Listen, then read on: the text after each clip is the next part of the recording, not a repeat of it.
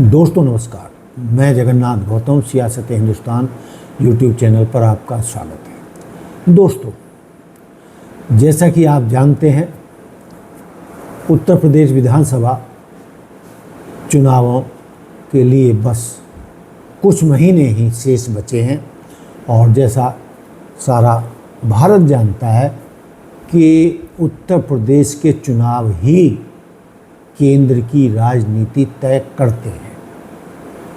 अब सवाल ये पैदा हो रहा है और कयास लगाए जा रहे हैं कि जेएनजी आंदोलन जो पूरे देश में फैल रहा है और उसमें जिस तरीके से छोटे छोटे बच्चियां, उनके माता पिता और युवा जंतर मंतर पर इकट्ठे हुए और 25 जुलाई को तो पूरे देश के लिए काल दी गई थी।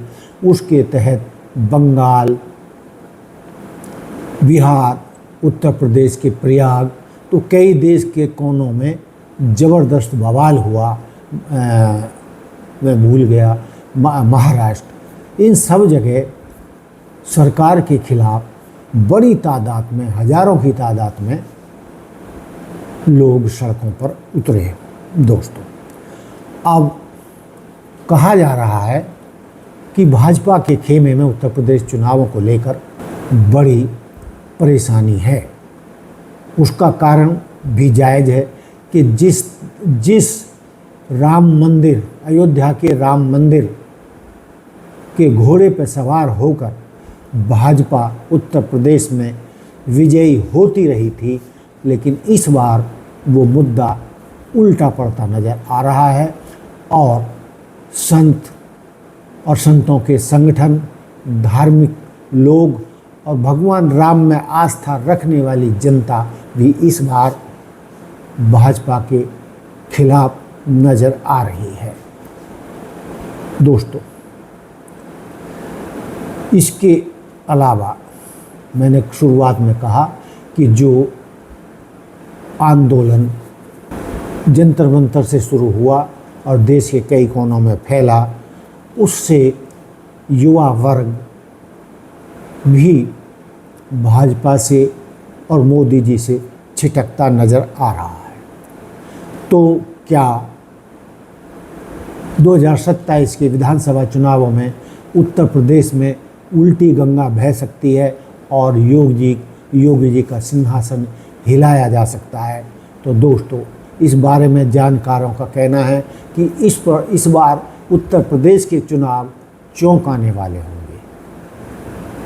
चूँकि एक तो आप जानते हैं, जैसा कि राजनीतिक गलियारों में चर्चा है कि मोदी जी योगी जी को फूटी आँख नहीं सुहाते, ना ही योगी जी मोदी जी के पक्ष में हैं, और वो ना तो पक्ष में है और ना ही उत्तर प्रदेश में उनके सामने झुकते हैं और वो अपने दम पर राजनीति करते हैं।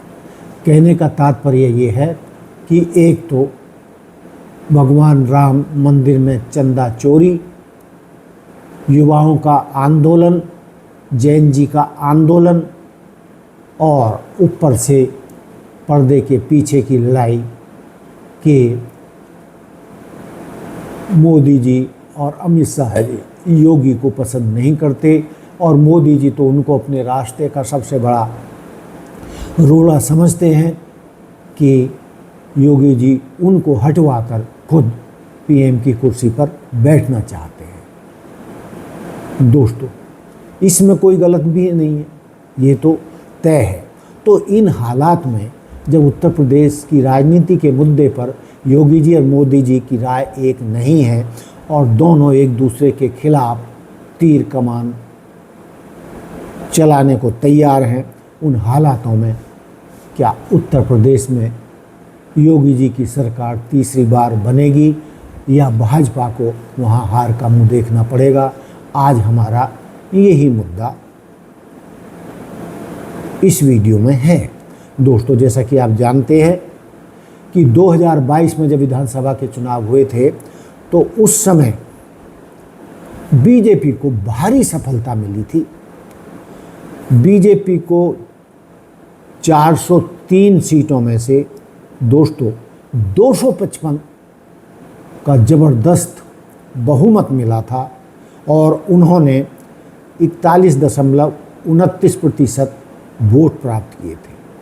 लेकिन दोस्तों समाजवादी पार्टी यानी एसपी को 111 सीटें मिली थी उनके पीडीए के संगठन को और 32.06% वोट मिले थे। इसके बाद दोस्तों अपना दल सोनेलाल को 12 सीटें मिली और 1.62% वोट मिले।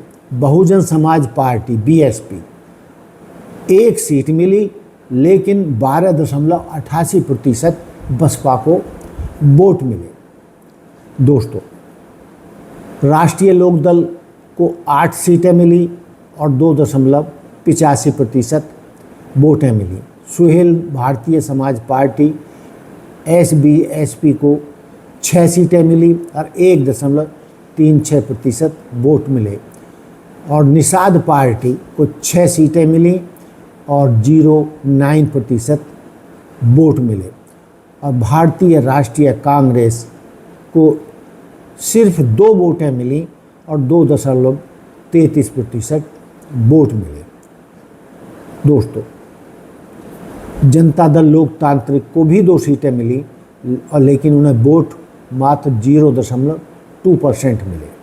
दोस्तों ये बड़े चौंकाने वाले नतीजे थे और सबसे शर्मनाक हार इसमें बहुजन समाज पार्टी की हुई थी कि जब उसको 13% वोट लेकर भी 1 सीट मिली, जबकि निषाद पार्टी को 1% से भी कम वोट मिले और वो 6 सीट पाने में प्राप्त रही। उसी तरीके से राष्ट्रीय लोकदल जो कि पश्चिमी उत्तर प्रदेश तक सीमित है उसको 8 सीटें मिल गई और उसको वोट मिले थे कुल 2.85%।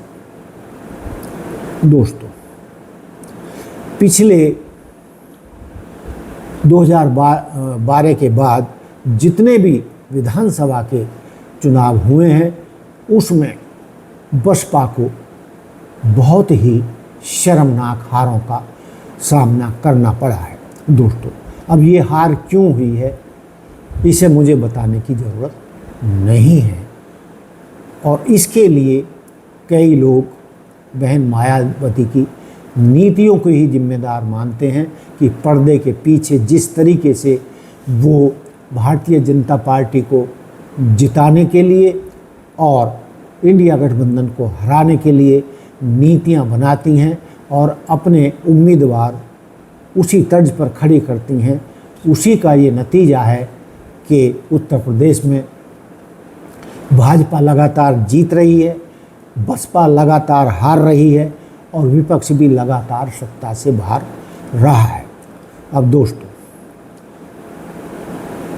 ये एक खुला रहस्य है कि यदि बहन मायावती इस माहौल में जब भाजपा को हार का मुंह देखना पड़ सकता है और पिछले 3 चुनावों में या 2014 के बाद से भाजपा इस टाइम सबसे मुसीबत के दौर से गुजर रही है और कमज़ोर लग रही है और पूरा संत समाज, धार्मिक लोग भी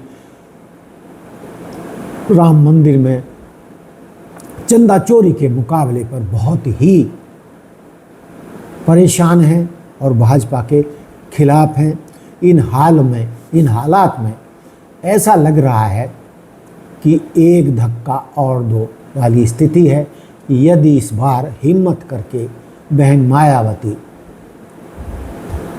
इंडिया गठबंधन के साथ आ जाएं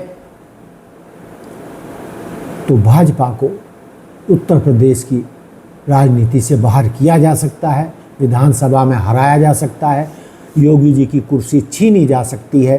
क्यों? बड़ा सीधा सा आंकड़ा है और गणित है। दोस्तों मैंने शुरू में बताया कि भारतीय जनता पार्टी को 255 तो सीटें मिली लेकिन उनको वोट प्रतिशत 41% ही मिला। लेकिन दोस्तों समाजवादी पार्टी को बेशक 111 सीटें मिली, बहुत कम मिली, भाजपा के मुकाबले में, लेकिन उनको जो वोट प्रतिशत था वो 32% से थोड़ा अधिक था। अब यदि हम बहन मायावती की और बसपा की बात करें तो बहन मायावती को लगभग 13% वोट पिछले विधानसभा चुनावों में मिले थे। यदि हम बसपा और समाजवादी पार्टी के वोट प्रतिशत को ही जोड़ दें तो वो दोस्तों लगभग 45% हो जाता है, जो भाजपा से भी 3% ज़्यादा है। इसी तर्ज पर जो बहुजन समाज पार्टी की बात होगी, राष्ट्रीय लोकदल जिसको 8 सीटें मिली थीं और लगभग 3% वोट मिले थे, वो ऐसी उम्मीद है कि वो भी इंडिया गठबंधन के साथ यानी विपक्षी गठबंधन के साथ आ सकता है। और संभावना ये भी है कि जो छोटे छोटे दल उत्तर प्रदेश में हैं जो एनडीए का हिस्सा हैं वो भाजपा से नाराज़ हैं, क्योंकि जिस तरीके से भाजपा ने क्षेत्रीय दलों को अपमानित किया है और उनके वोट बैंक को कब्जाने का काम किया है, तो वो छोटे छोटे विपक्षी दल भी अपने अस्तित्व की लड़ाई लड़ रहे हैं और ये मान के चल रहे हैं कि यदि वो भाजपा के साथ रहे तो धीरे धीरे भाजपा उनका अस्तित्व ख़त्म कर देगी, जैसा कि उनकी नीति है कि क्षेत्रीय दलों को समाप्त करना। तो कई और भी दल इंडिया गठबंधन के साथ छोटे छोटे आ सकते हैं और इंडिया गठबंधन का जो वोट प्रतिशत है वो लगभग 50% तक पहुंच सकता है। यदि ऐसा होता है तो दोस्तों भाजपा को उत्तर प्रदेश में मुंह की खानी पड़ सकती है, उन्हें सत्ता गंवानी पड़ सकती है और उत्तर प्रदेश की हार का मतलब है केंद्र से भाजपा सरकार की विदाई।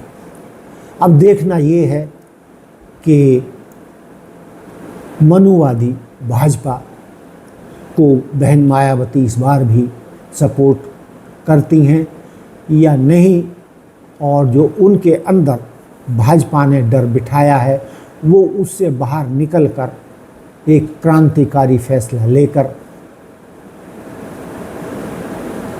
विपक्ष को उत्तर प्रदेश में सत्तासीन कर सकती हैं। यदि बहन मायावती बड़ा दिल करें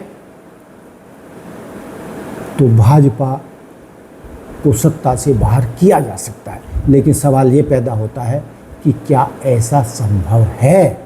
और मेरा मानना ये है कि दोस्तों जैसे ही भाजपा की उत्तर प्रदेश से विदाई होगी, बहन मायावती को जो भी जिस तरीके के डर बताए जाते हैं वो समाप्त हो जाएंगे और भाजपा इस हालत में नहीं रहेगी कि वो बहन मायावती को ब्लैकमेल कर सके। और ऐसा भी हो सकता है कि यदि इंडिया गठबंधन के साथ मिलकर बहन मायावती लड़ें तो उनकी सीटों में अप्रत्याशित वृद्धि हो सकती है और वो एक सीट से कई लोगों का मानना है कि 50-60 सीटें भी बसपा जीत सकती है, लेकिन जीतेगी तो तब जब वो इंडिया गठबंधन के साथ आएगी। भाजपा के साथ रही तो भाजपा की छाया बनकर वो अपनी पार्टी को और अपने राजनीतिक अस्तित्व को कमज़ोर करने का काम इस बार भी करेंगी। लेकिन दोस्तों सब जानते हैं कि यदि मायावती इस बार भी चूक गई तो वो बसपा के लिए क्या कहते हैं, बसपा के अस्तित्व के लिए आखिरी कील साबित हो सकती है। इसलिए लोगों का मानना है, दलितों का भी मानना है, बहुजनों का भी मानना है कि बहन मायावती को इस बार डर निकालकर बहादुरी से जो उनकी नीति रही है, जिस बहादुरी से वो लड़ती रही हैं मनुवाद के खिलाफ, इस बार उनको डंके की चोट पर विपक्ष का साथ देना चाहिए और भाजपा की विदाई का गीत उत्तर प्रदेश से गाना चाहिए। तो दोस्तों बहन मायावती का जो उनकी उम्र की वजह से वो अंतिम दौर में उनकी एक तरीके से राजनीति चल रही है, तो चलते चलते एक बार बहन मायावती पुनः शक्तिशाली नेता के रूप में उभर सकती हैं। बसपा भी एक शक्तिशाली पार्टी के रूप में उभर सकती है। और मैंने जो विश्लेषण किया है, आप उससे कितने सहमत हैं तो आप मुझे बता सकते हैं कि क्या बहन मायावती को भाजपा की विदाई का गीत गाना चाहिए या नहीं। तो दोस्तों, देखते रहिए सियासत Hindustan. Like, subscribe and share. धन्यवाद। जय हिंद, जय भारत, जय संविधान। नमस्कार, धन्यवाद।